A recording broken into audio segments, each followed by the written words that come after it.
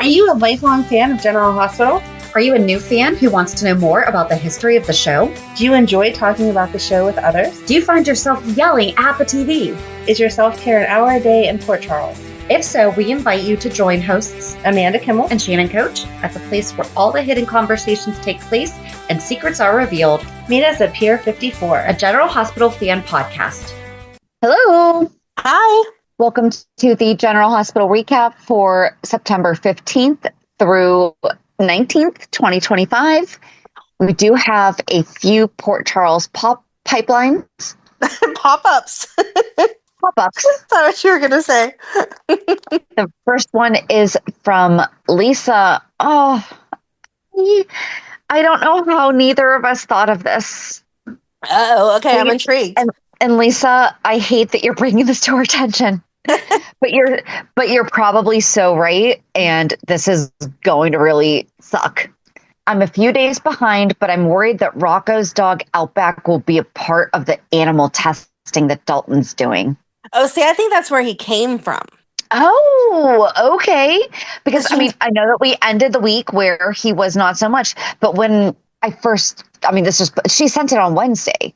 So when she sent that, I'm like, I know that Cody got her, and Molly found her on the thing, but I'm like, oh crap. You think that Outback came from Dalton?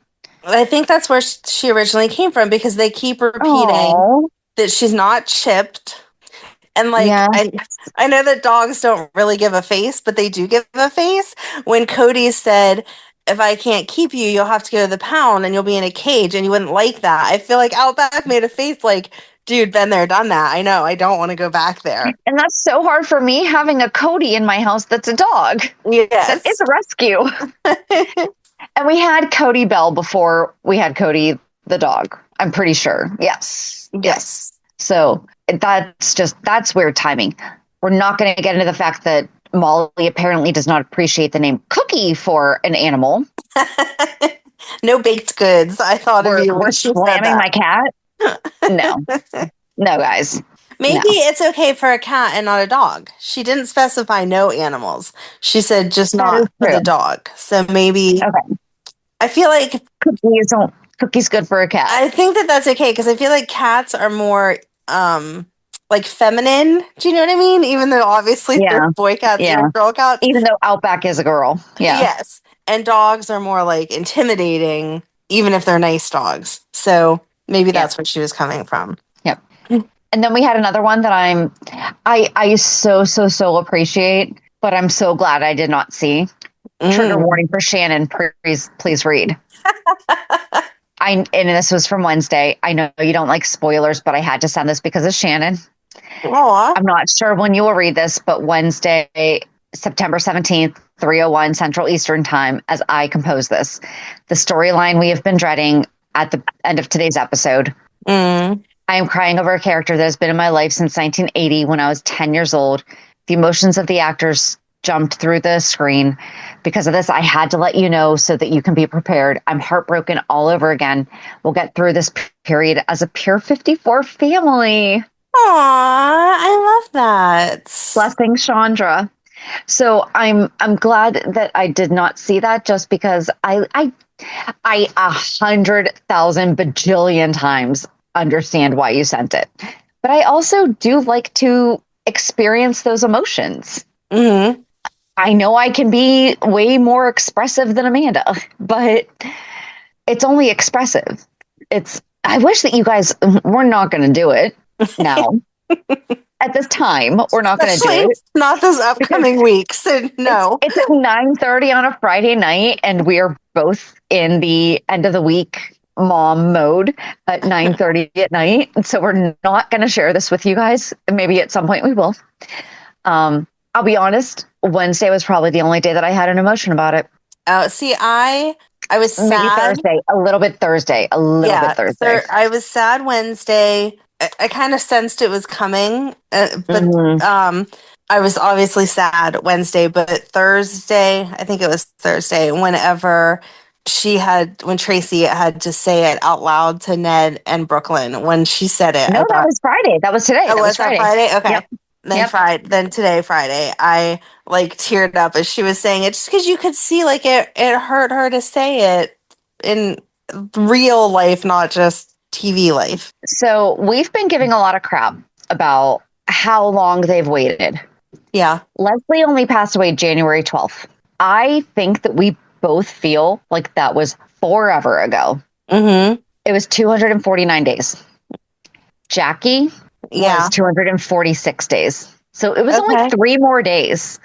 Okay. I don't know if it's because Jackie was right at the beginning of the summer, so we were not expecting it because summer, and then we transitioned into I don't know. I don't know if it's just because of the time of year that Jackie passed away, but it was 3 days sooner. So, I mean, we've been expecting this for much sooner than we were expecting Jackie. I think that with Jackie, though, it didn't feel like there was an appropriate storyline time to interject it. Right. And they just had her celebration at the nurses' ball of her 45 years as a nurse at General Hospital. So they had just celebrated that. Right. So how do you? Right.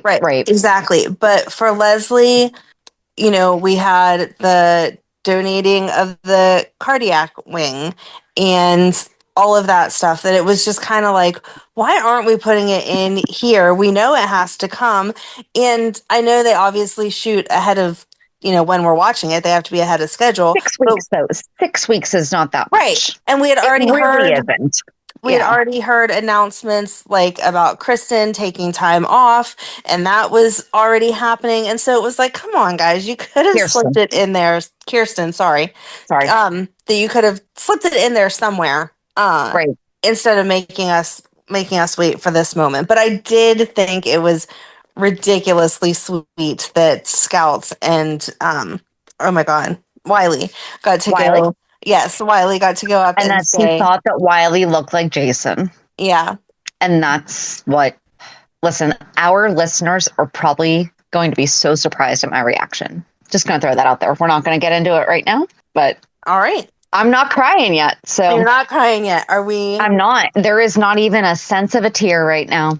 Yeah. I think that I cried more trying to explain this to a friend yesterday afternoon through Marco Polo because I did actually happen to see on Facebook when I was sharing something on Wednesday. No, it would have been Wednesday. For some reason, I was actually on our account, like our business account, Wednesday, and I saw the next 2 days are going to be difficult for us GH fans. And it was a picture of Liesl. And I was like, okay. So I watched it. I warned the family. Here, I will read you the text that I warned the family with. Right? I gave a warning to my family. I never get to give a warning to my family. And actually, this is before, did I say that it was Chandra? She's so sweet. Like, she's so sweet that she okay. I couldn't remember if I had actually said who it was that shared that. Just a warning, I saw an extremely brief possible spoiler today about General Hospital saying that the next 2 days are going to be very difficult for us. And it was a picture of the character, because, I know that they don't know the names. Right. Of the character that they all know, that I have been waiting for them to have die. This was at 8:09 in the evening. Okay. So I was just getting settled into bed, and I was like, guys, just listen. I'm going to bed. If you hear me crying, I'm fine. That I have been waiting for them to have die because the actress died in real life. So good chance I'm going to be a hot mess tonight and tomorrow. This is your warning. I've never been able to give them this warning. And then, all right, we don't have to get into it right now. But I'm not crying right now. That's good. I'm proud of you. I feel like next week's going to be when the tears really come. I don't know. Okay, off the topic question. Do you just want to release Monica's lovers? Oh, that would be good. All right. Okay. So instead of continuing Lucky, okay, one thing that we have jokingly done for years, I actually can't even remember the time. When did we record this? Oh my gosh, it was forever ago. It might be horrible to make people listen. And Terry was back this week, and she's who we know they gave the line to. Lovers. And I can't even take credit for that. That is straight from SNL. That is Rachel Dratch and Will Ferrell. So everyone, yeah, that wasn't me. Although I do think it was to get to General Hospital me, but not episode 204. So we are almost at 700. So almost 500 episodes ago, February 11th, 2021, our Valentine's Day episode was Monica's Lovers. Which is going to still make you go, ew, whenever you realize that Ned's in there. The complicated relationship that you had with Monica. Yeah, just a bit. So we are going to take a moment. We cannot, guys. We cannot. We are 3 away to 50, 51, 52. We are 3 away from the end of Lucky. We are not ending it right now to do Monica. Right. Not happening. But we will preempt with a repeat of Monica's Lovers. Because she had so many. Yes. And she was fantastic. And it was fun. So we will re-air our episode from February 11th, 2021, which, okay, also, if you are new to the show in the past 4 years, give us grace. Right. We were only 2 years in then, so I have not listened to it since then. We're just going to let it go. Yep. It'll show our growth. You guys, and then you can let us know how much we've grown. Oh dear. Oh. I didn't think about that before I suggested that. Mm-hmm. It'll be more like people begging us to redo it because they'll be like, what the heck were you guys doing? Right. I feel like that was probably one of the first ones though that we had to do like a lot of extra research just because like we knew everything wasn't, I mean, I feel like we brought in the scrapbook, fandom. I feel like probably Soap Central was mentioned in there. Like everything had to have been brought in. Yep. Oh my gosh, Pierce Dorman. That was the best worst. That was the best. Oh, wait, hold it. Okay, which was the best worst? Pierce Dorman, where she had him tied up to a chair, and we're not going to get into it because you just have to listen on Thursday, or when the roof almost fell in on somebody because somebody tried to blow it up. I think Pierce. That's my vote. Too, because that was her control. That was her. Yeah, okay, cool. Oh, and Monica and Sean. Yes, I love Sean. All right. So if you were not understanding what Tracy was saying this week with Monica and Ned have a complicated, quote, complicated past. Gross. You're going to want to listen to this week's 411 replay. Gross. Just stop it. I think that's all we have for 411. Do you have anything? Nope. Okay. So for Hulu headlines, on Monday, we have Britt and Obrecht have it out. Anna receives new evidence. Carly expresses her hurt. Drew manipulates Martin. Marco confronts Sidwell. On Tuesday, Nina snaps. Molly confides in Elizabeth. Christina encourages Cody. Lucas opens up to Ava. Emma and Gio get distressing news. On Wednesday, Jason delivers somber news. Chase and Dante compare notes. Cody is taken aback. Britt has a scratchy encounter, and Kai makes an alarming realization. On Thursday, Britt swallows her pride. Gio asks Sonny for a favor. Tracy and Jason share a moment of connection. Charlotte confides in Lulu. Molly keeps a secret. And then on Friday, Lulu helps an accident victim. Oh my gosh, is this a new accident victim? He looks so familiar. It's almost like his profile is like, oh, dang, okay. How was she not giving him mouth to mouth? Like, honest to goodness, how was she? She didn't move him. I saw his crash and I just thought that he needed mouth to mouth. I'm so sorry. Right. His head's buried in an airbag, but I just knew that he was very attractive. So I pulled him out from it against all medical advice. I needed to make sure his airways were clean, just for checking. Jason voices his regrets. Elizabeth delivers bad news to Drew. Danny issues a plea, and Gio comes through for Emma. So I know that I usually ask where you want to start, but we totally did not talk about Liesl's reaction to Britt coming back last week. So I am going to say that we start there because we skipped over it. We talked about the fact that Britt came to the hospital But we never talked about Liesl. No, we mentioned that she passed out, and then we never got to them getting back to Nina's. Nope, we never. Nope. So, yeah. I don't know. I feel conflicted. I 100% understand that Liesl is hurt, angry, upset that Britt did not tell her. I mean, I can't even imagine how that would feel. You think your child is gone and then they're not. But at the same time, especially because we know Liesl to be so, I don't know, the way she admires.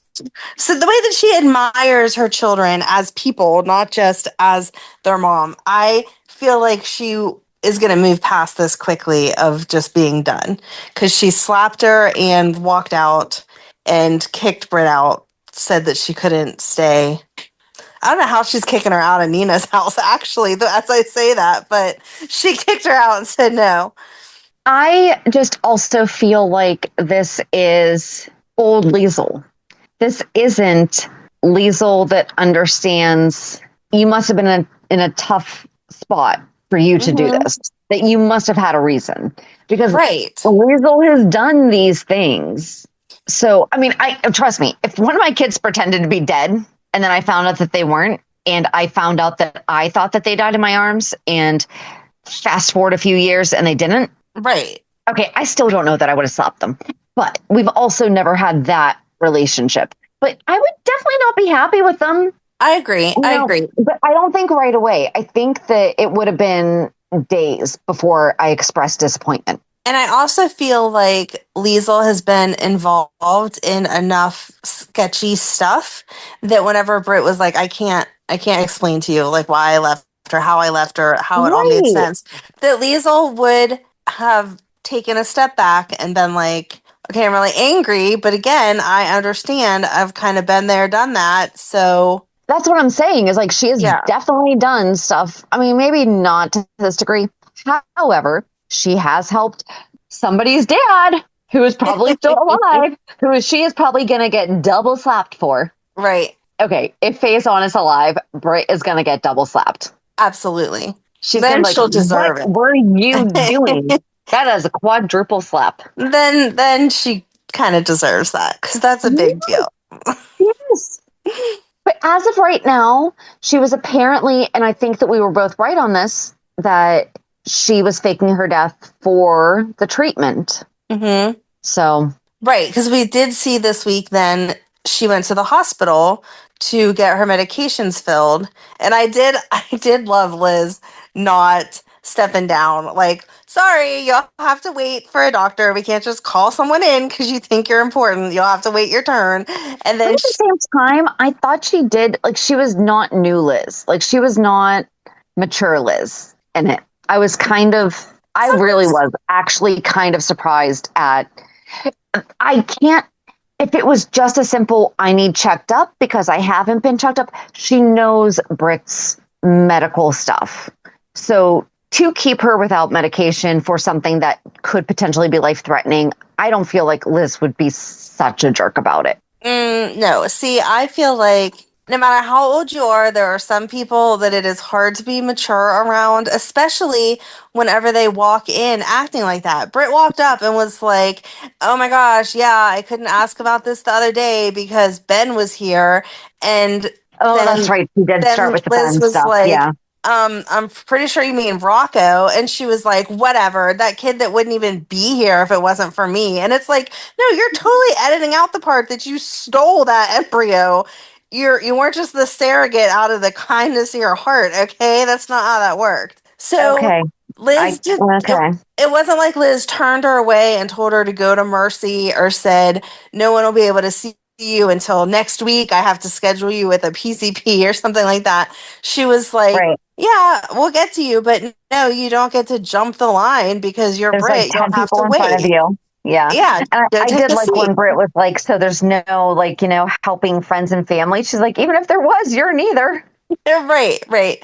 And Britt's like, well, let me talk to the head nurse. And she's like, yep, you're talking to her. I did love that. That was great. So I thought it was the appropriate amount of snarky back to her of like, no, we're not friends, and I'm not going to pretend like we are. So sit down and you will be seen. But then whenever she did get seen by Lucas, he said, I have to give you some type of exam. I cannot just prescribe pills because you tell me to. And after he gave the exam, he was like, you're showing no signs of your disease whatsoever. And she was like, yeah, but if I don't take my pills, then I will. So I don't understand why she couldn't have said to Liesl, I had to go because I was doing research on my disease, and leave it at that. Vaughn is still alive. And she is not going to be the one that tells Liesl that. Brain in a jar. She's not going to say, by the way, brain in the jar, not my dad. I understand if she didn't want to give more details, but she could have said it's top secret research and this is what I was doing.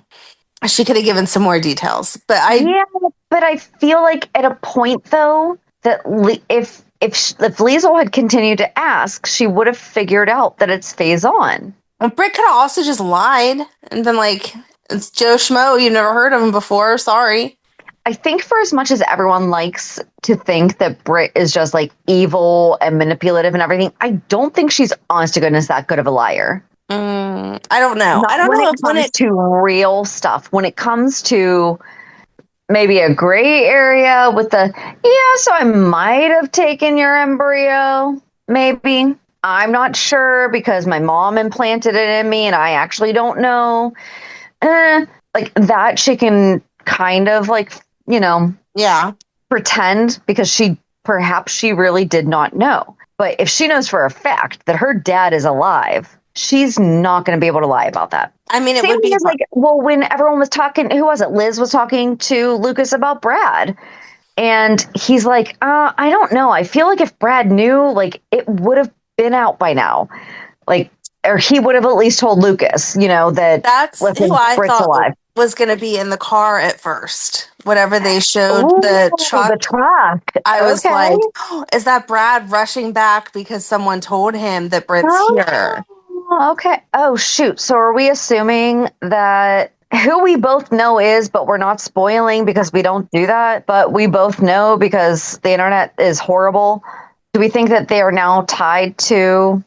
I don't know. I have no idea who that character is going to be. I had a thought of somebody else that they could be tied to based on somebody else needing additional medical treatment outside of Port Charles, that it would make sense that they would have a tie to. Okay. Even if it was not the same person, even if it was like maybe a distant relative, they would be the doctor to somebody that is in, I don't know, perhaps Boston. And have that person wake up and be like, oh, you're here. Yes. That's where I thought that person was going to be. Mm-hmm. But they're not in Boston. They're in Port Charles. So yeah. I'm not sure. I don't know either. But that's who I thought the car was going to be. But then they showed us that that's not who it was. But for that couple moment, like as they were playing out the police on scene and Lulu calling and stuff, I was like, oh, are we bringing back Brad? Well, because they did talk about Brad a lot. Yes. This week. But ultimately, Lucas said no, he wasn't calling him. So, and he talked it through and everyone said Brad may have even known that Britt was alive or helped her leave. So you don't need to call him. Yeah. So, but I love Brad. I'm just looking for any excuse for Brad to come back, honestly. I just love him. I mean, and we talk to him, so that also helps that we extra adore him. Right. Just go listen to our chat with Perry Shen. That was during shutdown too, wasn't it? That was. I think that was so good. And we did watch that movie that he was in. Oh, I don't remember what it was called now. It was Better Luck Tomorrow. There you go. Yep, because I think that I had also just listened to the podcast outlining the whole crime thing, and it was like I listened to that, and then I watched that, and then we interviewed him, and I'm like, this is crazy. Because I think that he did mention that it was the first, all the leading actors were Asian American, and that was amazing. It was, So I mean, I do hope that Brad comes back. That would be great. Yes, but. That's not, I don't think that's who is in the truck. We have not seen Selena. We saw her for a minute, but we did not see her go back to Lucas and be like, listen, stay away from my nephew. Right? No, Ooh, she had to should leave have. town. She's still out of town because of that whole setup that was stupid. But that would have been great to That see would have her been. go back to Lucas and be like, no, listen, you got to stay away. Right. But back to Britt, she was feeling sad for herself on Pier 54. And Jason came up and was like, aren't you going to stay at Nina's? And she was like, no, my mom kicked me out. Liesl. My mom kicked me out. You said Nina. Oh, Nina, it was at Nina's apartment. Anyway, and so she where is Liesl staying? I'm guessing that's where she's staying, and that's why she could say no. Okay. Couldn't stay there, but I'm still not sure. Like, if I moved into your house for a little bit, I wouldn't then tell other people who could and could not move into your house. Like, thank you. It is your house. So she didn't have anywhere to stay. Especially where Nina really does only have an apartment. I mean, it's a beautiful apartment, but there really is limited space there. There is limited space, but she was welcoming Britt. It was Liesl that said no. So Britt didn't have anywhere to go, and Jason was like, here, I can put you up somewhere. And you could kind of tell that she was expecting it to be the Betro Court from the way that she was like, okay, but just for one night. And then you see her wake up the next morning. And it did take me a second. I was like, where is she? Yeah. And I was like, oh, yeah, she's above Bobbie's. Yep. It was the, because we never hear the train going by when they're down in the restaurant. Yes, exactly. So she then got up and went to get ready and locked herself out of the room. She came downstairs. She was having, I'm sorry, I don't care how well that towel fits you.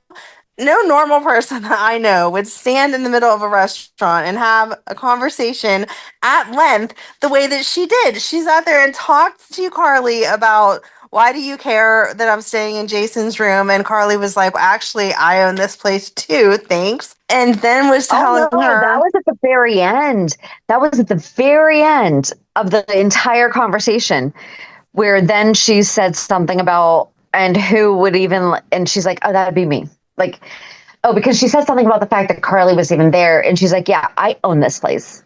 Like, after Britt had kind of torn Jason a new one and everything, it was well into it that suddenly it was, because she's called it the greasy spoon and like every other negative thing that you can possibly say about a diner and, you know, a no-tell motel. Right. And then Jason left. And she stood there and had another conversation with Carly about how Jason is always overly loyal to Carly and whatever. What the keys were sitting on the counter, and she's still going on and going on. And I'm like, girlfriend, can't you go upstairs and get dressed and then come back down? I would not be standing in the middle of a diner, no matter how good I looked in that towel, just for the whole town to see me. Here I am in my towel. Don't worry about it. Like, if people weren't talking about the fact that you were back from the dead, they were going to be talking about that crazy lady standing in the middle of the diner in a towel, no matter what. Right. But then after that is whenever she went on to the hospital to ask for someone to help her get her meds filled. And then, like, she doesn't know how medical degrees or medical certificates work because she goes to Terry. Like, you know, expired upon her death. Right. I was just thinking, you know, if I can't go back to, you know, chief or whatever, that's fine. I could just be part of the gynecology team. It's fine. And they're like, no, ma'am, you have to get yourself reinstated as alive and your medical license reinstated. Besides the fact that people are going to ask questions as to why this hospital pronounced you dead and you were not dead. It's a problem. So I did just Google. Because, you know, we love my Googles. Mm-hmm. When a physician dies, their medical license does not simply expire, but it is immediately, when a physician expires, their medical license does not expire immediately, but is effectively terminated as they can no longer practice medicine. Well, thank you. However, The formal process of termination and notification requirements vary by jurisdiction. So in certain jurisdictions, you can come back to life and it'll be okay. It might be there might be a 2 to 3 year waiting list. Who knows? Oh my gosh. That is bonkers. That is bonkers. Yeah. With all the fraud that goes on, especially with people seeking drugs, like that thing should be marked instantly. Right? Like, physician is deceased. This number is no longer valid. Right. Oh my. Crazy. It is crazy. But I think that was everything with Britt, though. Like, we kind of moved off of her. I think so, yeah. Well, she was insulted because they offered her a job in the ER as like an intake. As an intake coordinator. Yeah. Yeah. And she was upset. And it was, well, you literally don't have to have a license, but you'll get a paycheck. Right. I mean, and they were actually very kind about it. They're like, the fact that you are standing here right now, what are we supposed to do? Because we've already processed, they might have actually processed saying, she died. Oh my gosh, I did love. What are we going to do with the memorial wall, though? Because Britt said, my picture is literally on the wall. And Liz is like, the memorial wall. I loved that too. So what are we going to do with it? What are we going to do with that wall? And this can literally be the only time that this happens. Well, sadly, they're going to have to hang a picture of Monica up. So we'll take Britt's down at the same time that we're hanging Monica's up. Yes, because that's how we honor 45 years on the show. Or almost 50. Almost 50. Yes, that's absolutely how we do it. In between every other story that's happening. Yeah. As long as we have 5 seconds to fill, let's honor someone that way. Yes. Yeah. Want to guess how I feel about how everything was done? We'll see. I'm saying next week is going to be when we're shedding tears, but we'll see. Do we just want to get over and done with that then? Because there's not much. Yeah, I mean, that works. I mean, it was Wiley and Scout came over. Willow brought Scout over to see Grandma Monica before she went for her first day of school, at the end of September. Mm-hmm. Because that's when we do that. Hold on. Let's see. Start of school, Rochester, New York. Pretty sure across the country, we all start like around Labor Day, right? Oh, late August, early September. So yeah, the 18th makes sense. I did think that it was sweet that she did say, like, she told the kids, love your backpacks, love your outfits. You guys are going to have a great year, whatever. Great. And then suddenly Tracy calls Jason and says, I need you to come over. And I was assuming that was Tracy calling to tell him that she had passed. And then we get Jason to come over and Tracy's like, so, I mean, and basically she was like, listen, we've made it the past few days without her seeing anything, but it is not going to last. So, right. Well, because Brooklyn had to make a point of saying the kids and I only talked about happy things when we were up there. Right. And that was also sweet that Brooklyn was part of the last, but Michael wasn't. No. But they were, so basically Tracy was saying to Jason, like, we've been able to keep her from the news, social media, news, online, tablet, whatever, internet. So she has no idea about Drew, but this isn't going to last. We need to tell her. And Jason's like, fine, I'll go tell her, whatever. Not even 5 minutes later, he comes down and it crushed me seeing like that was a good way to end Wednesday with him coming in saying, I couldn't even tell her she was already gone. Love that. Right. I loved that. The last thing she did was spend time with her grandkids and great grandkids. Like, I love that. Pick up on Thursday where Jason and Tracy, that day did make me cry because Jason's talking to Tracy about how, and I wish that this had carried over into Friday. And it did, but it didn't. Jason was talking about how, like, so first they had the EMS show up and do their thing, and the sheriff came and did his thing. The sheriff was no one. Like, the sheriff was not anyone important to Leslie Charleston. I checked.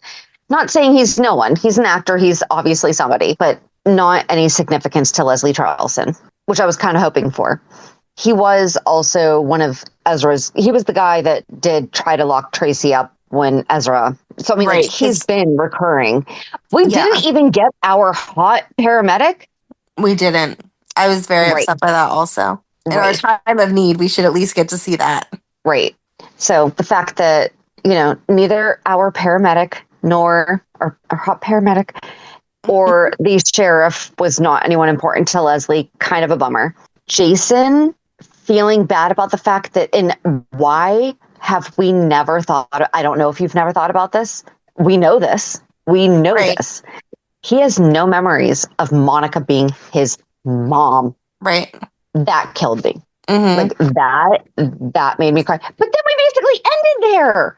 Like Tracy shared about how he got sick one time and Monica went down to the gatehouse because that's where the mistresses stay. And, you know, she was like, well, I'm taking care of this baby. And she left and like, she's like, that's my son. Like, it doesn't matter who his mom is. Like, that's my son. So I did love that because I feel like Jason and Monica did a great job of finding their relationship in the past decade or so, but they never did talk about it. And part of that is also on Monica, that she respected the fact that he is now Jason Morgan, so she wasn't going to mention Jason Quartermaine as a baby. I was sad that when Tracy said, well, ask me whatever you want, I can tell you anything, that she didn't pull out like a photo album or something and have us go through that. Because then he went down to the gatehouse. And Stuart Damon in there too. Right. Yeah. Yes. He went down he went down to the gatehouse and sat there thinking about Monica and replaying that story in his head.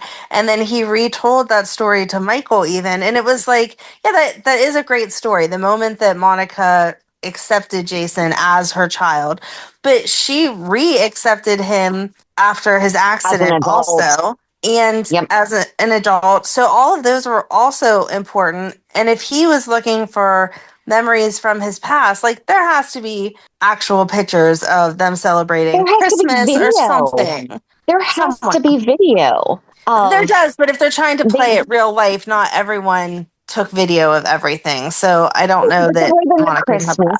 I mean, they would have been able to show the Christmas. I mean, I don't remember what they had of Jason when he was a baby. Right. I wasn't alive yet. So it's hard for me to remember that time. But there's footage somewhere. And because it was him as a baby, it obviously didn't have to be the same actor. And they could have built that up some. There has to be pictures or something of him as a toddler or whatever. I don't know. I hope next week, if we have to go through this emotional thing together, that there's at least more memories from the past that we're going to get to see. But the hospital staff found up from a pop-up on their computers? I'm assuming it wasn't a pop-up. I'm assuming it was, since Liz was on duty, she was looking at who was being brought in, and so it said deceased and like listed the information. It wasn't. Nobody called the hospital to make sure that the people that the Quartermaines have basically been able to employ. I mean, it's not their hospital, but it is. They have run the hospital. Nobody made a phone call to the head nurse to say, hey, by the way, Monica's dead. I'm sorry. I had a problem with the fact that Liz found out from a pop-up or however it was that she found out. Like that it felt so horrible. And okay, I'm not a medical professional. Is that how you would find out? Yeah, I don't know. I feel like the head nurse of anyone would have found out by a phone call, especially if she were being taken into the hospital for whatever processing needs to happen. You know, well, I thought it was weird that they weren't presenting it like her funeral arrangements were already made. Because if you already made your funeral arrangements, when you die, the funeral home comes and collects you. If there's that's what Tracy Tracy said that to the sheriff. Yeah, they said the funeral home. Yeah, and they will collect the body. But I do think that if there's a death in the home, I do believe that the sheriff does have to come and verify that there was nothing suspicious that might be further investigated. They verify that nothing suspicious happened, but the body goes directly to the funeral home. Well, that's what Monica said, though. But why would there be anything in GH about it then? Right. That's what I'm saying. Yeah, that's what I'm saying. That they're going to the morgue. Why did they find out through a pop-up that Monica died? Because she would not have been going to. Okay. Well, then they said the funeral home was coming over. So when I log into my database for the multi-list, there are daily alerts that say This home inspector joined the multi-list. Click, I read this. Hey, this law has changed. Hey, the office is going to be closed on this. Click that I've read this. That's what I pictured was, hey, by the way, former chief of staff and legend Monica Quartermaine died. I've read this, or read this later. That's what I pictured Liz was looking at. I do not. That is not what I pictured. I pictured that the arrangements have not been made officially with the funeral home. It is just I know that that's the funeral home she wants to use. Like, you know what funeral home I want to use. So I know. It's actually the same one that I do, which is a weird coincidence. Right? But so if it's actually something we had both known about, or we had both known before we became friends. Weird thing, except for I'm actually friends with the funeral director. Yours is just more of a family thing. Mine is, no, I'm friends with the funeral director. Yes, exactly. So we have fun phrase to say. We have lots of weird things in common. But if I die, because those arrangements have not already been made, my body would go to the hospital first. So that's because they said that the funeral people would be in contact with Tracy. I'm assuming that the arrangements haven't been made yet. And so her body was going to the morgue until everything is finalized with the Are you kidding me? No, that's what I'm picturing, because that's why. So Monica Quartermaine did not figure out her funeral. When she became sick, she did not figure out her funeral. Sure. I'm so buying it. Tracy said she had to figure out if it was a casket or an urn that she was going to pick out. So that would mean that Monica hadn't finished those arrangements. So, I'm not buying it. That's what I'm saying, though, is like this entire... I'm just telling you what I'm envisioning. I understand. I'm just saying this is sloppy. It wasn't a pop-up.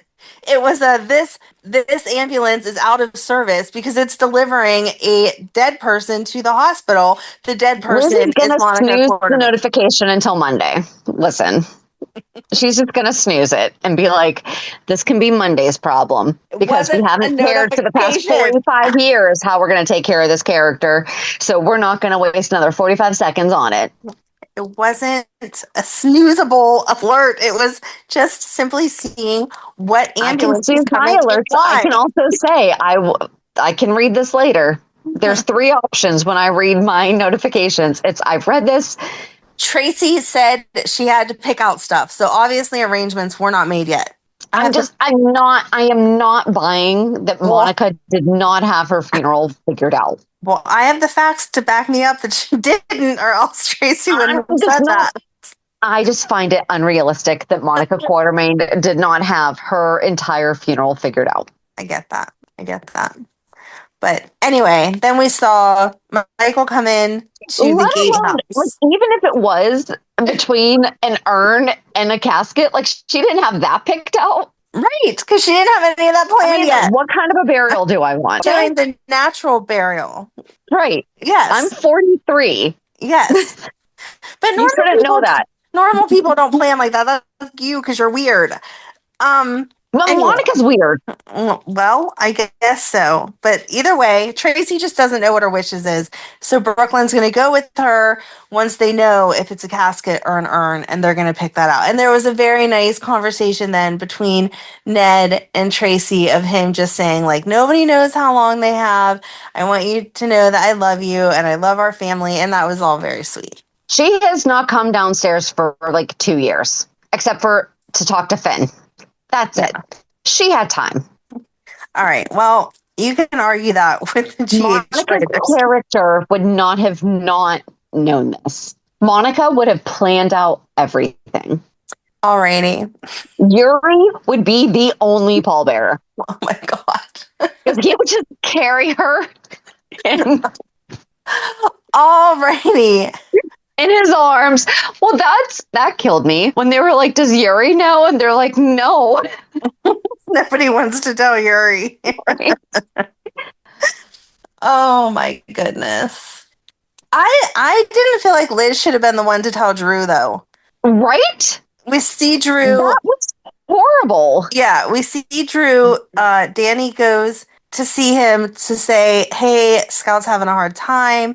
Can I please go see her? And he's like, no, you were served with a restraining order. And he's like, actually, I wasn't served yet because my dad's not in the country.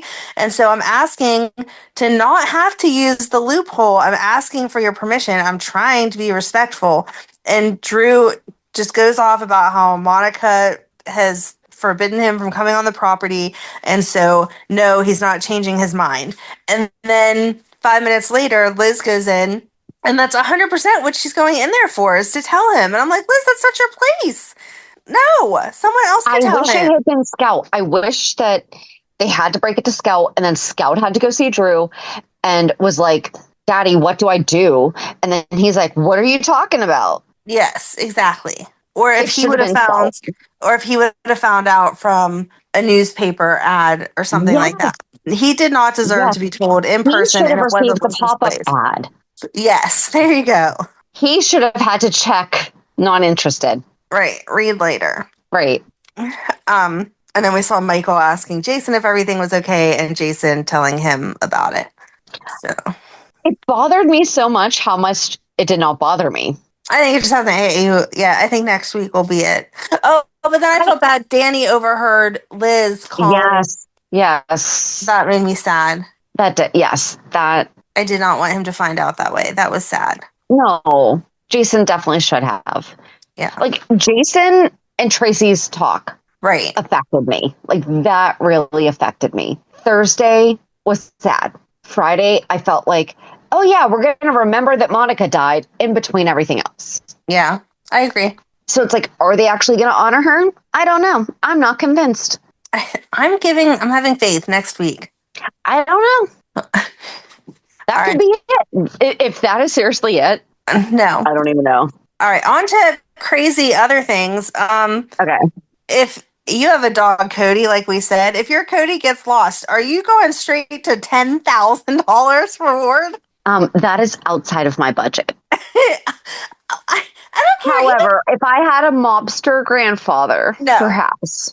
No. If I had a mobster grandfather, I might. No, go. If you had a mobster grandfather, you start with 1,000, and if 2 weeks from now the dog's still not found, you increase to 2,000. You don't start at $10,000 for a dog.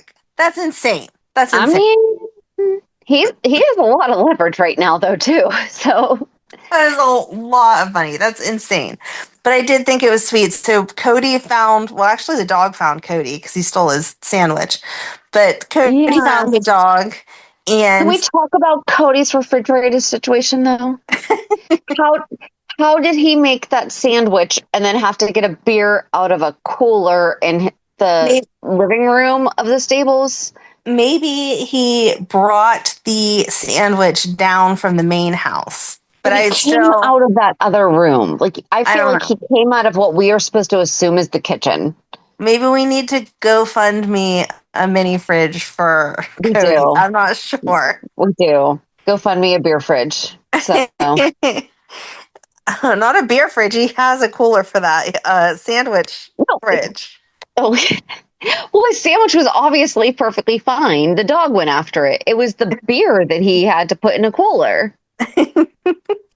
Anyway, the dog takes his sandwich when he gets up to get his beer, and then he explains to the dog over and over again how he cannot keep the dog because he's not allowed an animal there.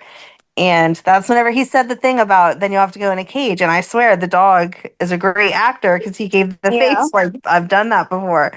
So then Molly comes in and is like, oh my gosh, you got a dog. Everyone at the main house, I'll help you name him. And Cody's like, no, probably not. I'm not supposed to have a dog. And then she suddenly remembers that there's this thing called the internet, and she looks up the dog and sees that he is missing. And so she's going to call the number. And obviously, it was not okay for Cody to say he was going to keep someone else's animal. That is not okay. But I did like his justifications of like, well, why did the dog how did the dog escape? Why do you have an animal that's not chipped? Like, trying to come up with whoever owned him was not a good owner, so I should keep him for his own good. If they really loved their owner, they wouldn't have run away. Right. And I loved Molly, who was equally like, have you ever met a dog before? Like, they do whatever they want. They'll run when the gate is open. That doesn't mean they don't love their owner. He got Right. lost. Right. And then in comes Gio and is like, hey, I heard someone might have seen a dog on the grounds. If you see this dog, can you let me know? And then he goes ahead and admits, like, hey, actually, I have your dog. And Gio tries to give him the $10,000. And he's like, no, just donate it to animal shelter. That's okay. You technically found the dog by coming to me. I didn't return the dog to you or whatever. And that was very sweet. Right. I like that Yes. is keeping Molly's interest sparked. Like, she came this week to apologize, and now we can move forward with their relationship. Because if it would have had them continuing to be at odds over all the Christina stuff for much longer, I was going to be really angry because they were starting to be such a cute couple. Yes. Well, the other cute couple that we saw getting all smoochy was Gio and Emma. That's right. That's right. I liked how you saw multiple times. Yes. Multiple times this week, he like looked at her like in the bar when she was crying. He like looked at her like he wanted to kiss her, but he didn't. So I like that we ended the week with them giving a little smoochers over the dog. Yes, that was sweetly done. Very nice. Yes. That makes me think of Joss and Vaughn. Like, what I could have done without. Didn't we just have this scene? Right. I could have done without them spending their last moments together. Like, cute bikini, Joss. I don't need to see it again. Right. But, like, honest to goodness, isn't this what we literally just saw right before Brennan walked in? And now it's the, oh, now they just they went surfing after that conversation with Brennan. They just went surfing and decided to flirt it up over. You have 24 hours. The best. 24 hours left with the band that you are in at least lust with at this point, and you're going to spend it surfing? I don't think so. Right. Okay. Talking about where you can outsurf each other. Yeah. No. I forgot that was even this week. Seriously, honest to goodness, like when I saw it come up, I thought that I was rewatching last week. I was making sure I was not watching last week. Yep. I agree. It was the exact same. So. I have in my notes. How much does Amanda love Nina this week?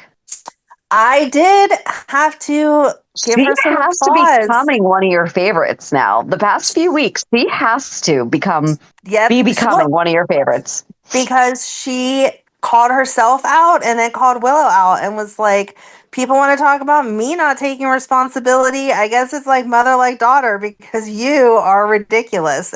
And Willow got all mad. Oh, because I don't know if we even but it was did mention like that mother like daughter. Right. She's like, I'm nothing like you. But I don't know if we talked about it last week or if it was part of this week that the email had come out that Willow was CC'd on the email to Nina showing that he was being paid. And so Willow went to her screaming and yelling about how dare she pay for an attorney for her. And now Rick's gone and everything's Nina's fault for not telling her that she was sleeping with Drew to begin with because they wouldn't be here if she had just said something. And I love that Nina was like, you know what? I used to think that was true, but now I'm not so sure. You just keep making excuses upon excuses upon excuses for this man and your behavior. I don't think it would have mattered if I had told you or not. You would have continued to do what you want to do and then played oh poor me at the end anyway. And I was like, yeah. So many people tried to tell Willow. Yep. I was like, and it wasn't happening. You tell her, Nina. Call her out on all her crap. Thank you. It was great. Yeah. I definitely appreciated. I think that it was this week was when we saw Willow had found, because she approached Nina and said, well, you're the one paying him anyway. Okay, so I can remember both Monday or Friday. Last week is when we saw that Nina, Ava and Christina were drafting the email. Okay. But I think this week was the one that we saw the repercussions from it. Oh, I did like seeing Lucas whenever he walked into Ava's apartment and saw Christina there. He was like, what is going on? Because this is not normal. And Christina quickly tried to cover and was like, thank you for letting me take Avery to dance class, and left. But I loved that he was like, this isn't right. And she said, I'm trying to be a better person. I thought you would be proud of me. Right. And that's whenever they talked about Brad and that why he shouldn't call him. Yep. And that makes sense why you thought that was Brad in the truck. Yes. Because of how much we talked about him. And I just really want him back. That was all on me. Just wanting him to be there. I mean, there is that. What else happened this week?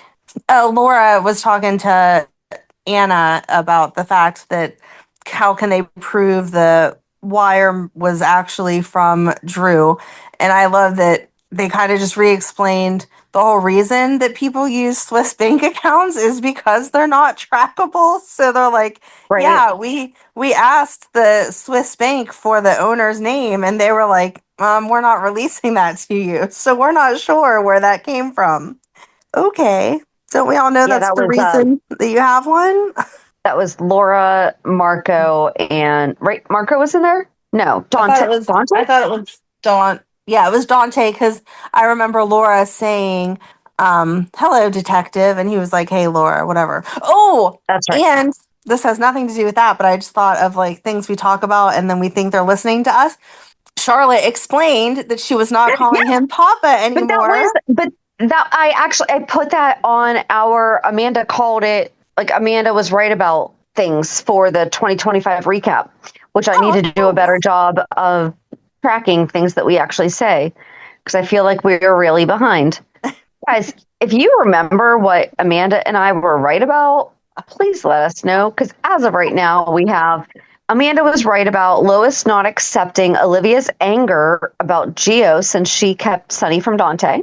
Willow shooting Drew. Oh, wait, I actually have that just as a thesis. Like, I have it in there just in case you're right. That way, because I know I can just delete it if you're wrong. Mm-hmm. So I have that in there for you. Thank you. And that you were the first to mention Charlotte saying Pop or not saying Papa for Valentine. Yes. So we finally see Lulu say to Charlotte, hey, there's some info about your dad. And she's like, oh, what's going on? And then she says dad, and Lulu's like, oh, not Papa. And she's like, no, I'm feeling a little too old for that nowadays. And then they go on about the whole, do you want to go see him or not stuff. I really am questioning that because I feel like we did come to a good question last week, though, with the when does she say Papa? Like I feel like she would not say that to Lulu just because she knows that would make Lulu mad. So she would not call him Papa. I agree with that, but I think when she had talked to Rocco before that she had said my Papa before, and now she was saying dad. Absolutely. So I just thought it was funny that she like addressed it this week, and I was like, we were just asking about that. Right, and that was under 6 weeks. Mm-hmm. Like, here's what we have for me, and I know this is how I know. I mean, I'm not saying that I've been right about so much stuff, but I feel like we're really behind if the first thing I was right about is that Rocco didn't know that Britt gave birth to him. Mm-hmm. That just came out. That means I really truly feel like there's probably something in the first 7 months of the show right that I might have been right about. Yep. Just maybe I could be wrong. No, there has to be something else, but yeah, I didn't. If you guys remember, let us know. peer54podcast@gmail.com. Oh, the big revelation from Kai was that he remembered that he left the baseball bat in the middle of the living room. Yep. I felt like that was easily explainable. Like, he obviously has been in Drew's house multiple times before. So can't he just say, like, Drew must have heard a noise and walked out with the baseball bat? Drew doesn't have a great memory because he was shot. And that's what he's claiming about, Michael was who was trying to kill him, but he doesn't know for sure. So he could have totally forgot that he picked up a baseball bat. Oh, that's what Carly told Jason, though, was I need you to help because I'm pretty sure that Michael did shoot Drew and he cannot go to prison again. Mm-hmm. Yeah. Michael didn't do it. He didn't do it. I don't think he did it, but he didn't really say to Jason, I didn't do it. Because he thought that Jason was upset at first about that. And he was like, look, I know everybody's talking about it, but really it's okay. I've dealt with the PCPD before. He didn't say, no, I didn't do it. So they're going to just keep dragging it out to make us think that he's a possibility. But I really think it's Willow. He's not. Michael's not a possibility. Who did I think that might have done it this week? Hold on. Did I write it down? I feel like I thought of somebody else. Oh, could it have been Monica? No. I mean, that would be a great ending for her, but no. Yeah. That's where when we started talking about her and everything, I'm like, cool, we're gonna have Monica kill Drew and then die. But she would have made extra certain she was not framing Michael or anyone else. She knowing that she is not doing well, she would have written a confessional letter that they would be finding in the next few days. Yep. True. So, I'm trying to think what else happened this week. James asked Felicia if Maxie made her worry the way that he is making Maxie worry. Yes. Because he's thinking that it was his fault. Right. That was adorable. Yep. Because she said whenever he broke his arm that he almost gave her a heart attack. So then he was scared that it was his fault. Oh, Vaughn telling Joss that she has the perfect cover. She looks like a college. She is a college student. Right. She looks like Mr. one, but she's the right Vaughn, age. here is your badge. She is a college student. Congratulations. You've correctly identified her. You have found Carmen Sandiego. Oh my God, I made Madeline watch one of those episodes the other day. The old ones? Mm-hmm. Not the new ones? Okay, cool. Good. No, the ones from the 90s. Yes. Yes, I did. Cool. Good parenting. That's so funny. And the big prize was anywhere in the lower 48. Heck yeah, the Continental 48 states. That was the best game show prize ever in the 90s. We could not afford to go to Hawaii and Alaska. They had this kid on that had been like all over the world. And then they're like, he's like, I want to go to Ohio. Your prize, if you win, is you can go anywhere. And I know it is obviously the continent of the United States, but they didn't say that. They said the lower 48. I was like, what? But here's the thing. So, like, technically, Hawaii would be lower than a lot of the states, though. So right. Why were you saying it? Like, I always heard the continental. It wasn't. I don't remember hearing the lower. I just remember hearing the continental. Yeah, I don't know why they said it that way, but that was how they said it. And I just found it hysterical because this kid had just talked about how he had been to countries that, like, I couldn't even locate on a map. And he's like, sure, I'm going to win to go anywhere. I'm going to get a Pittsburgh. Yay. Oh, anyway, it was just funny that you said that. Yeah, Vaughn wasn't the quickest with that. So we found out the Pine Cone Motel was condemned last year because of black mold, and that would have been in Pine Valley. Okay. What do we think that Willow is going to release? Because she said that Nina's secrets and lies have taken everything from her. So now someone needs to do it to Nina. What's that? I don't know what she's going to release, but I think that I proved the point that she could pretty much do anything in the Quartermaine mansion, since she is sneaking in the back to find Scout's water bottle, which was a total cover-up for whatever she was actually doing. Oh, yes. Who caught her? Chase caught her. Chase caught her, and he's feeling that for her.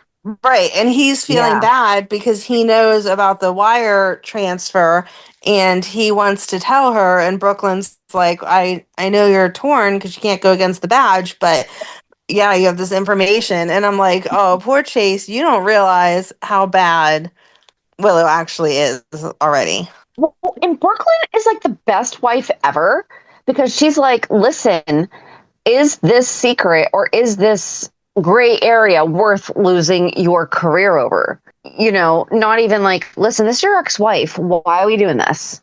Right. She's like, is this worth losing your job over? She's not even saying don't necessarily do it. She's saying, is it worth it for you? Right. So, like, think Brooklyn, it out. Make the decision. Wife of the year. She is.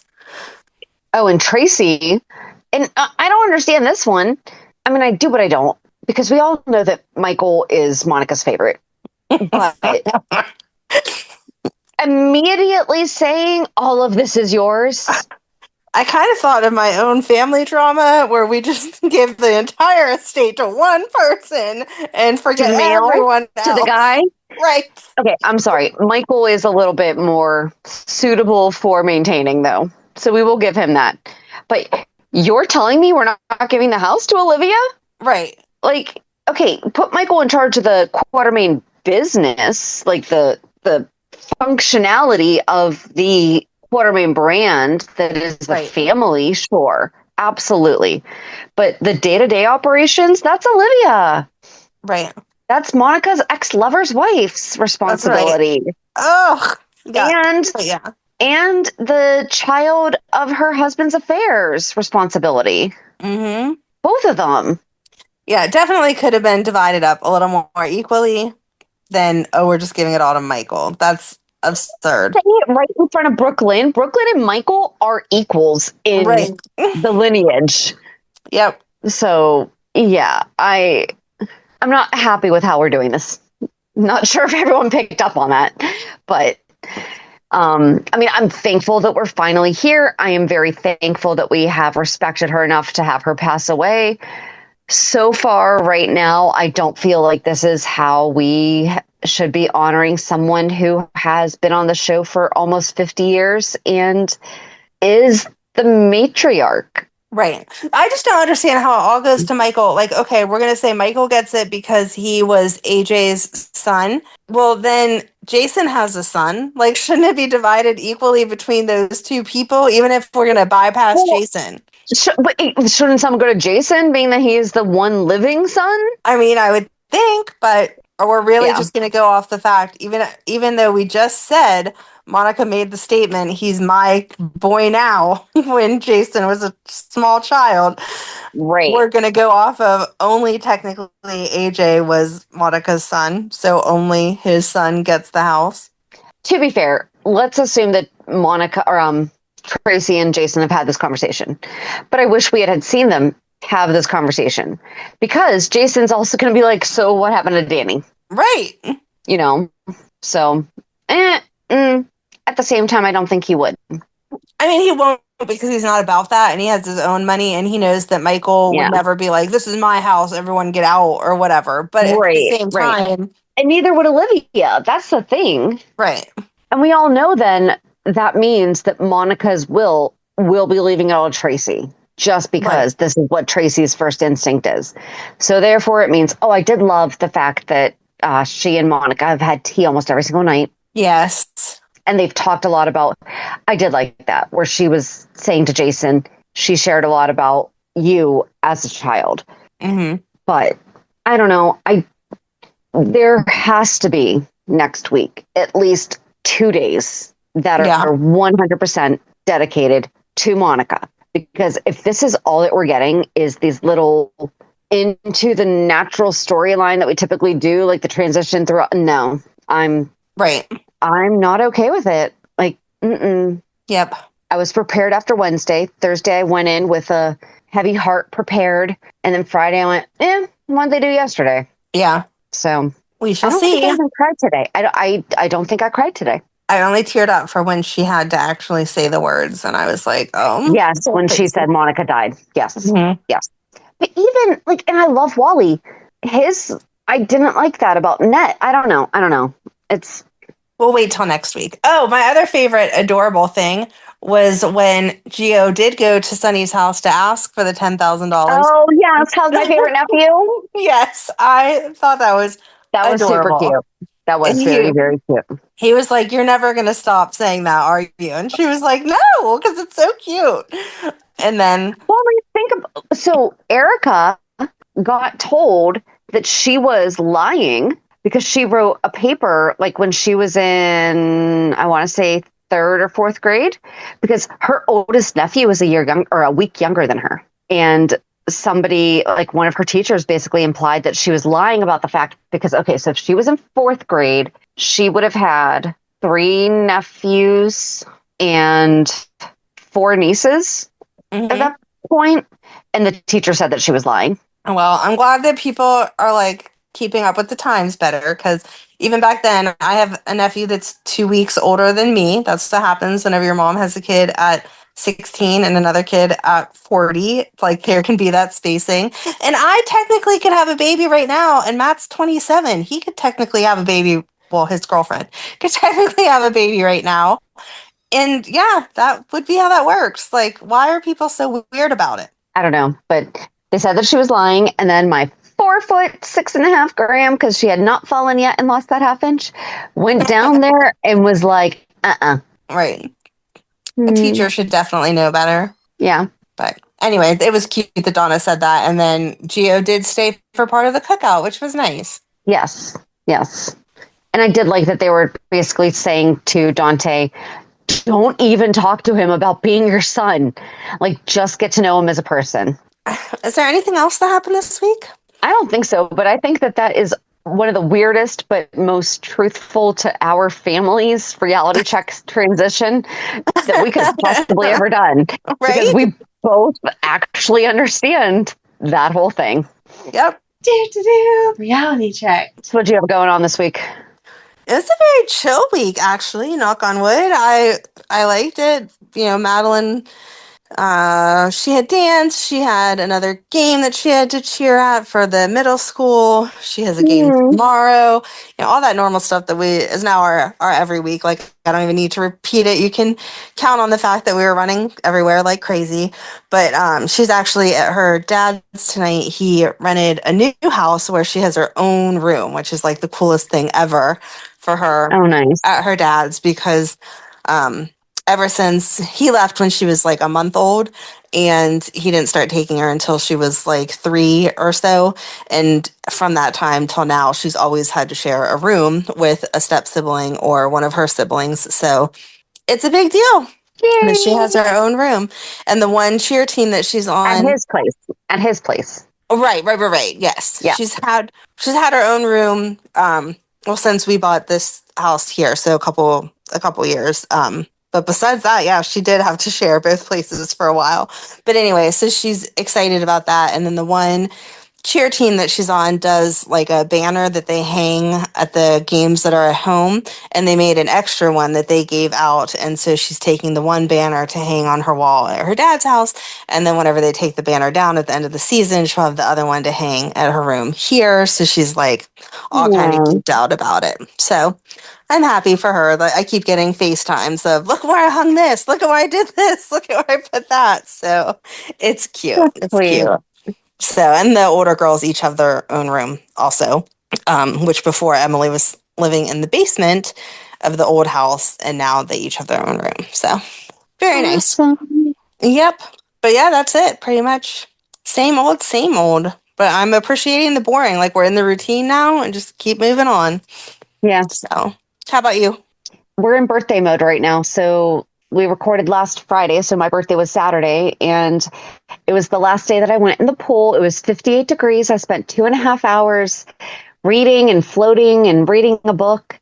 And then Sunday, we went to the Renaissance Festival to celebrate my daughter's birthday, because it is next Wednesday, the 24th. But just the way that weekends wound up working out, that it was the best time for us to go. So we went the day after mine. She also worked at one of our local fairs for that coffee place. So that was really nice on Saturday. And then, not a whole lot during the week. Oh, I finally got something under contract that I've been working on for a month. So that's nice. Good. Yeah. Been working with, it's off market. So I did a good bit of prospecting because my buyer was looking for a super unique property, and I've been doing mailings for 2.5 years, and finally within a month had 2 people reach out. So we've spent the past month negotiating with one of them, and we're moving forward. So that's good. Other than that, like, just getting ready for her birthday next week. So that'll be, just a lot of work. And birthdays, September's, I only have 2 and one's mine. So it's not like birthday week for you. But I know somebody else, though, that has 2 kids that have birthdays in the same week in March. And the first thing I said to him, I was like, you like the 4th of July, don't you? And he looked at me and he was like, what? I was like, do the math. I think he was not expecting me to say that, though. Oh, that's funny. Yeah. But yeah, so I'm excited to, I have not listened to it in years. but we will be re-releasing in honor of Monica because we cannot do a full deep dive on her right now. No. But exploring her lovers the best that we could back in 2021. So again, please, dear God, give us grace. I'm scared to re-listen to it. Yeah, we'll re-release that on Thursday, and then we'll pick back up with Lucky the following week. So have a good week. And we'll meet you at the pier. Bye.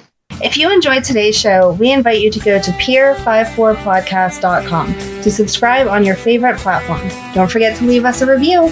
And you can also follow us on many social media channels. Just search for Pier 54 Podcast. Also, we are not perfect, so if there is something that we missed or messed up, just let us know by emailing us at pier54podcast@gmail.com.